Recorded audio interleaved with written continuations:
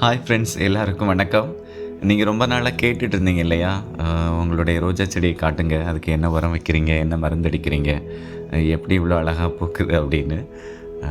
அந்த ரகசியத்தெல்லாம் உங்களுக்கு சொல்லலாம் அப்படின்னு தான் ஒரு புதிய முயற்சி.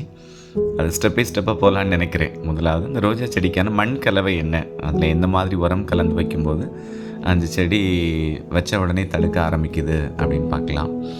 இப்போ இந்த வீடியோவில் அந்த ரோஜா செடிக்கான மண் கலவை மட்டும் பார்க்கலாம். ரோஜா செடி பொதுவாகவே செம்மண் தரையில் நல்லா வளரும். எனக்கு செம்மண் ஈஸியாக கிடைக்கும் எடுத்திருக்கேன். உங்களுக்கு கிடைச்சதுன்னா செம்மண் எடுத்துக்கோங்க.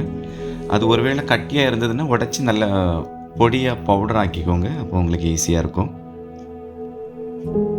அதை பொடியாக்கி நல்லா கலந்துட்டு, ரெண்டாவது அதில் மணல் சேர்க்கணும். மணல் ஒரு 20%. நீங்கள் எந்த அளவுக்கு செம்மண் எடுத்திருக்கீங்களோ அதிலிருந்து ஒரு 20% மணல் எடுத்தால் போதும். அந்த மணல் செம்மண் ரெண்டுலேயுமே ஏதாவது கட்டி கல் குப்பைகள் ஏதாவது இருக்குதுன்னா எல்லாம் பொறுக்கி எடுத்துகிட்டு சுத்தமான மண் மட்டும் எடுத்துக்கோங்க. அடுத்தது மாட்டுச்சாணம் நல்லா மக்கி காஞ்சி சாணத்தை நல்லா பொடியாக்கணும். பொடியாக்கி அதுலேயும் கூட ஏதாவது பேப்பர் செடி ஏதாவது இருந்ததுன்னா அதையும் சேர்த்துக்கோங்க. அதுக்கப்புறம் போன் மீல் எலும்பு பொடி, அது ஆன்லைனில் கூட கிடைக்கிது. அமேசான், ஃப்ளிப்கார்ட்டில் கூட வாங்கிக்கலாம். அது கொஞ்சமாக ஒரு கையளவு போட்டால் போதும். அடுத்தது வேப்பம் புண்ணாக்கு ஒரு கையளவு போதும். வேப்பம் புண்ணாக்கு அந்த வேர்பூச்சி விழாமல் இருக்கிறபடி அதை நம்ம சேர்த்துக்கிறோம். அது எல்லாம் உரக்கடையிலுமே கிடைக்கும், வாங்கிக்கலாம். அடுத்தது சூடாமோனஸ் அது ஒரு ஃபங்கிசைடு தான். அது எல்லாம் உரக்கடையிலுமே கிடைக்கும். அதுவும் இந்த மண்ணில் பூச்சி தொந்தரவு இல்லாமல் செடி வளர்கிறதுக்கு அது உதவி செய்யும். அது கொஞ்சம் ஒரு அரை கையளவு போட்டாலே போதும், ரொம்ப போட தேவையில்லை.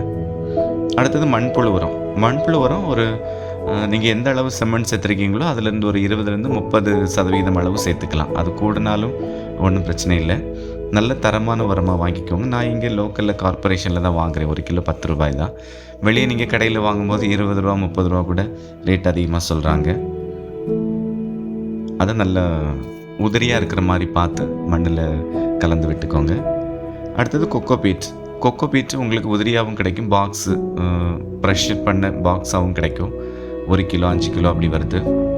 அது நர்சரியில் கூட வாங்கிக்கலாம். மேக்ஸிமம் எல்லா நர்சரியிலையும் வச்சுருக்காங்க. அது எப்போவுமே மண்கலவையில் சேர்க்குறதுக்கு ஒரு அரை மணி நேரத்துக்கு முன்னாடி தண்ணியில் ஊற வச்சு சேர்க்குறது நல்லது.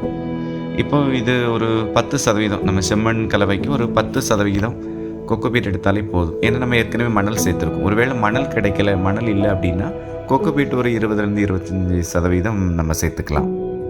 இப்போ இதில் சேர்த்த பொருள் இவ்வளோ தான். இது எல்லாத்தையும் சேர்த்து நம்ம நல்லா மிக்ஸ் பண்ணுறோம். மிக்ஸ் பண்ணியாச்சு. இப்போ எப்படி இருக்குன்னு பாருங்கள். கையில் அள்ளும் போதே அது எவ்வளோ உதிரியாக இருக்குது பாருங்கள், மணல் மாதிரி. இந்த அளவுக்கு உங்களுக்கு சாஃப்டாக பொடியாக இருந்தது அப்படின்னா உங்களுக்கு செடி வச்ச உடனே 3 அல்லது 4வது நாள் உங்களுக்கு புது துளிர் விட ஆரம்பிக்கும்.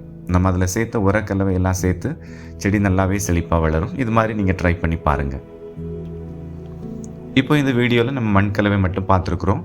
இனி அடுத்தடுத்த வீடியோக்குள்ளே இதை எப்படி இந்த மண்கலவை நம்ம செடியை பாட் பண்ணுறோம், அது ஏற்கனவே இருக்கிற செடி எப்படி ரீபாட் பண்ணுறோம், அதெல்லாம் அடுத்தடுத்த வீடியோ. அதுக்கடுத்து என்னென்ன உரம் கொடுக்குறோம், என்னென்ன பூச்சி மருந்து தெளிக்கிறோம், நிறைய பூக்கள் பூக்கிறதுக்கு அதுக்கு என்ன டானிக் கொடுக்குறோம் அப்படின்னு சொல்லி அடுத்தடுத்த வீடியோக்குள்ளே பார்க்கலாம். அதில் தொடர்ந்து வீடியோ ஃபாலோ பண்ணுங்கள், சப்ஸ்கிரைப் பண்ணுங்கள், லைக் பண்ணுங்கள், ஷேர் பண்ணுங்கள். தேங்க்யூ.